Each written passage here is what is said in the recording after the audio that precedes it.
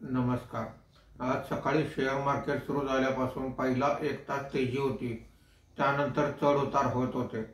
आज मार्केट बंद होताना सेन्सेक्स हा 97 पॉईंट घसरून 80,268 वर बंद झालेला आहे। निफ्टी हा 24 पॉईंट घसरून 24,611 वर बंद झालेला आहे।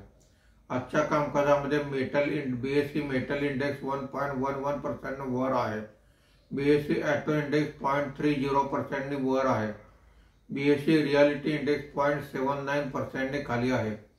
बीएसई मिड कॅप इंडेक्स 0.04% वर आहे। बीएसई स्मॉल कॅप इंडेक्स हा फ्लॅट आहे।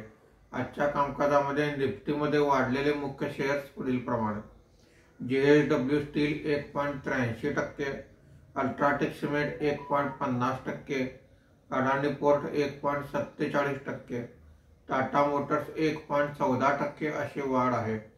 आज निफ्टीमध्ये घसरलेले मुख्य शेअर्स पुढील प्रमाणे: InterGlobe aviation 1.97%, ITC 1.40%, Bharti Airtel 1.25%, Trent 1.12% अशी घसरण आहे।